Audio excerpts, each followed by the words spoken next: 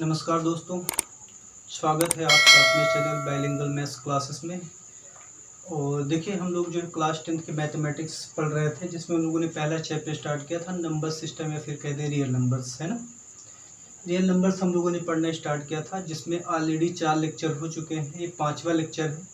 अगर आप लोगों ने उन लेक्चर्स को नहीं देखा है तो सबसे पहले आप क्या करिए, मेरे चैनल पर जाके उन लेक्चर्स को देख लीजिए।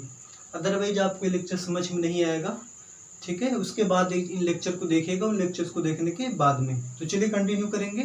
देखिए, हम लोगों ने क्या किया था, क्वेश्चन नंबर 16 तक कंप्लीट कर लिया था। आज हम लोग क्वेश्चन नंबर 17 से सॉल्व करेंगे। तो चलिए करते हैं क्वेश्चन नंबर 17।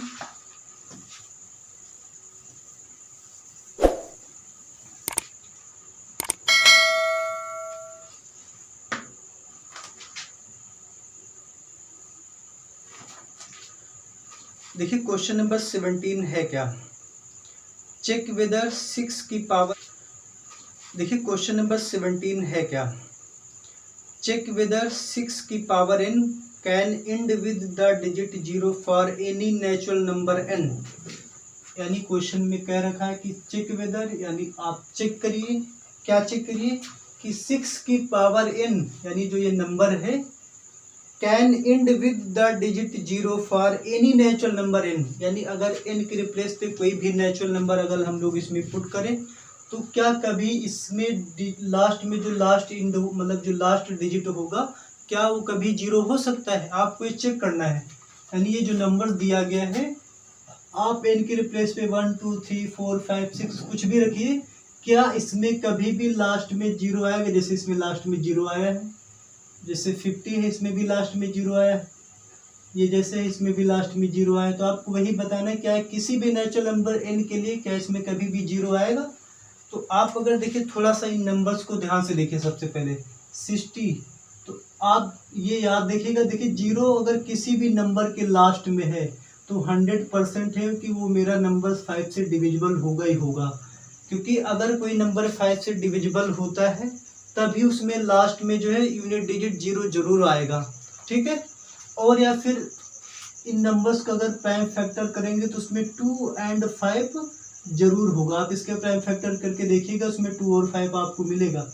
इसके भी प्राइम फैक्टर में 2 और 5 होंगे, और इसके भी प्राइम फैक्टर में 2 और 5 होंगे। यानी जितने भी नंबर्स डिविजिबल होते हैं, सॉरी मतलब 0 पर एंड होते हैं, तो उसमें ये 100% होता है कि उसका जो यूनिट डिजिट होगा क्या होगा, 0 होगा। यानी उसके जो प्राइम फैक्टर जो होंगे 2 और 5 100% होने हैं। अगर इन दोनों में से कोई भी नंबर नहीं है तो उसके लास्ट में 0 कभी नहीं आएगा, ठीक है। तो आपको यही चेक करना है, क्या इसके प्राइम फैक्टर में जो 2 और 5 है, अगर 2 और 5 है तो तब तो ये 0 पर एंड होगा। अगर 2 और 5 में से कोई नहीं है तो इसका मतलब इसके n हम कुछ भी रख दें, ये कभी भी 0 पर एंड नहीं हो सकता है। तो अगर मैं देखूं 6 की पावर n, यानी 6 को हम लोग लिख सकते हैं 2 इंटू 3। तो आपको दिख गया कि यहाँ पे 5 तो है नहीं, 2 है बट 5 नहीं है। इसका मतलब n हम कुछ भी रख दें, कोई फर्क नहीं पड़ने वाला है, ये कभी भी 0 नहीं आने वाला है। तो आपको बस जो मैंने अभी बताया, आपको यही क्वेश्चन के सोल्यूशन में लिखना है। तो आप लिखिए कि we know that a number end with the digit 0, end with the digit 0, then it will contain, यानी उसमें कंटेन करेगा, क्या करेगा, 2 और 5 एज ए प्राइम फैक्टर। यानी उसमें प्राइम फैक्टर की तरह 2 और 5 100% कंटेन करेगा वो। और सिंस 6 की पावर n, यानी इसको 2 इंटू 3 लिख सकते हैं, डज नॉट हैव, क्योंकि इसके पास नहीं है 5 एज अ फैक्टर, यानी प्राइम फैक्टर। चूंकि 6 की पावर n में 5 जो है अभाज्य गुणनखंड के रूप में नहीं है, अतः यानी हेंस 6 की power n can not and with the digit 0, with the digit 0 for any natural number n, for any natural number n। चूंकि मैंने देखा कि 6 की पावर n में 5 एज ए प्राइम फैक्टर नहीं है, दैट्स वाई 6 की पावर n कभी भी 0 पर एंड नहीं हो सकता किसी भी नेचुरल नंबर n के लिए। अगर कोई नंबर 0 पर एंड होता है तो उसमें 100% 2 और 5 एज ए प्राइम फैक्टर होगा ही होगा। चूंकि यहाँ पे 5 नहीं है इसीलिए जो है किसी भी नेचुरल नंबर के लिए 0 पर एंड नहीं होगा। ठीक है, ओके, चलिए करते हैं next question, question number 18। Now question number 18, explain why 7 into 11 into 13 plus 13 and 7 into 6 into 4 into 5 into 3 into 2 into 1 plus 5 are composite numbers। यानी आपको दो नंबर्स दिए गए हैं, आपको एक्सप्लेन करना है कि वो कंपोजिट नंबर्स क्यों हैं। ठीक है, तो देखिए मैं आपको कंपोजिट नंबर्स बता देता हूँ। हालांकि देखिए 6-7 क्लासेस में आपको बताया जाता है कि प्राइम नंबर्स क्या है, कंपोजिट नंबर्स क्या है। मैं आपको बताता हूँ कंपोजिट नंबर्स क्या होते हैं। देखिए वे नंबर्स जिनके 2 से ज़्यादा फैक्टर होते हैं, यानी वे नंबर्स जिनको 2 से ज़्यादा संख्याएं विभाजित करती हैं यानी डिवाइड कर देती हैं, वे नंबर्स क्या होते हैं, कंपोजिट नंबर्स होते हैं, यानी भाज्य संख्याएं होती हैं जो 2 या 2 से अधिक संख्याओं से डिविजिबल हो जाए यानी कट जाए। ठीक है, जैसे 3 को अगर मैं कहूँ तो 3 किस किस से कटेगा, 3 से कटेगा और 1 से कटेगा और किसी से तो कटेगा नहीं। अब इसके देखिए 2 से ज़्यादा फैक्टर नहीं है, इसीलिए जो है 3 जो है कंपोजिट नंबर्स नहीं है। अगर मैं 4 को चेक करूं,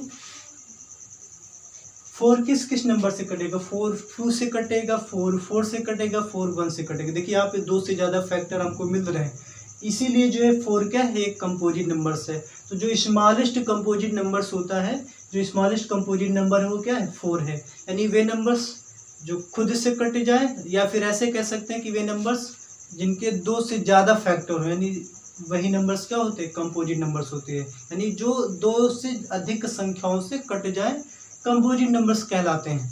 तो चलिए क्वेश्चन में कहा है इन्होंने कि 6 into 11 into 13 plus 13, आपको बताना है कि ये जो है कंपोजिट नंबर्स क्यों है, यानी एक्सप्लेन करना है। तो आपको यहाँ पे चेक करना होगा क्या इनके 2 से ज़्यादा फैक्टर हैं। अगर इनके 2 से ज़्यादा फैक्टर हैं तो एक कंपोजिट नंबर्स होंगे। तो चलिए पहले आप इसको सिंप्लीफाई करिए। 7 into 11 into 13 मैंने मल्टीप्लिकेशन कर रखा है, टाइम ना वेस्ट हो।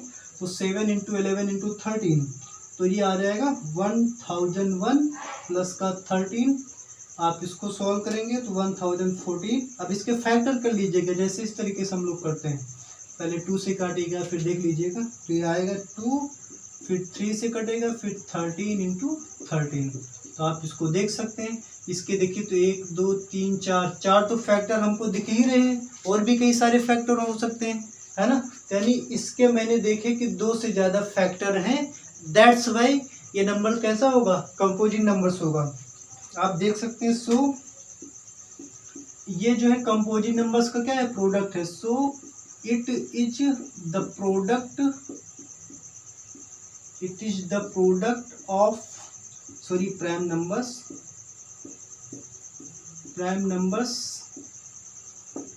Hence it is composite number. यानी ये कई सारे प्राइम नंबर्स का प्रोडक्ट है, यानी कई सारे प्राइम नंबर से डिविजिबल है, that's why it is a composite number. इसी तरीके से इसका सेकंड है 7 into 6 into 5 into 4 into 3 into 2 into 1 plus 5। तो आप इन सारे नंबर्स को मल्टीप्लाई करिएगा और जो मल्टीप्लाई करने के बाद आएगा 5040 प्लस का 5 तो ये आ जाएगा 5045। फिर से वही काम, आप इसके प्राइम फैक्टर करेंगे जैसे करते हैं, तो आप इसके प्राइम फैक्टर करेंगे तो 5 1 जा 5, 5 9 जा 45, तो ये आ जाएगा। एंड इसके प्राइम फैक्टर आप देख सकते हैं, इसके 2 तो हमको दिख रहे हैं और ये नंबर खुद का खुद जो है खुद से भी कट जाएगा, ये जो भी नंबर सॉल्व करने पर आएगा।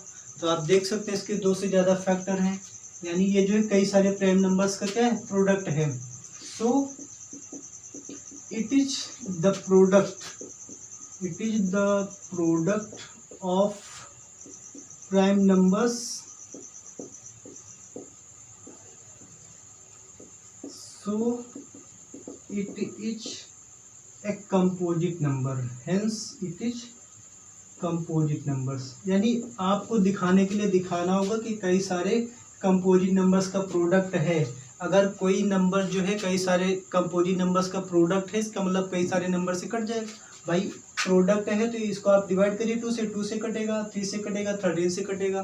भाई जितने उसके प्रोडक्ट में आएंगे वो हर एक नंबर से कटता है ना, दैट्स वाई ये क्या हो जाएगा, कंपोजिट नंबर हो जाएगा। तो आपको क्वेश्चन नंबर 18 देखिए बहुत ज़्यादा इंपॉर्टेंट है। ये जनरली एक नंबर का हर बार लगभग पूछ लेते हैं, हर एक किसी न किसी सेट में दे ही दिया जाता है कि explain why these are composite numbers, यानी आप एक्सप्लेन करिए कि कंपोजिट नंबर्स क्यों हैं। तो आई होप आपको समझ में आया होगा। देखिए कंपोजिट नंबर्स का सीधा सा मतलब है कि जिसके 2 से ज़्यादा फैक्टर हों। तो आप यहाँ देख सकते हो 2 से ज़्यादा फैक्टर है, यहाँ भी 2 से ज़्यादा फैक्टर है, दैट्स वाई ये क्या है, कंपोजिट नंबर्स। चलिए करते हैं next question 19। Okay, now question number 19। Question number 19 है क्या, there is circular path around a sport field, यानी एक फील्ड के अराउंड जो है एक स्पोर्ट फील्ड है जो कि कैसी है, सर्कुलर है।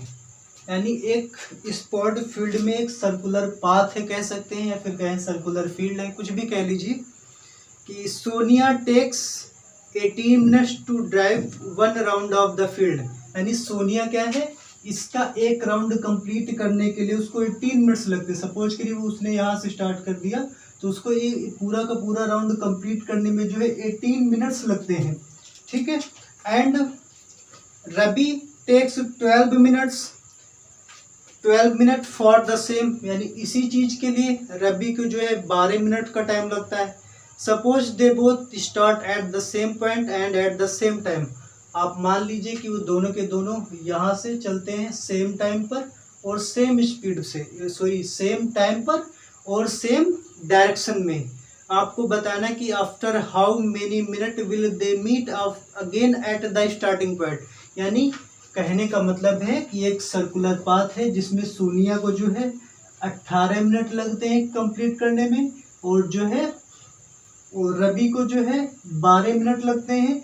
दोनों यहीं से सेम टाइम पर सेम पॉइंट से एक ही डायरेक्शन में स्टार्ट करते हैं, है ना, इसको घूमने के लिए। और आपको बताना है कि ये दोनों जो है अगर यहाँ से स्टार्ट हो गए तो कितने मिनट बाद वो फिर से मीट करेंगे, यानी कितने मिनट बाद वे एक दूसरे से मिलेंगे, आपको ये बताना है।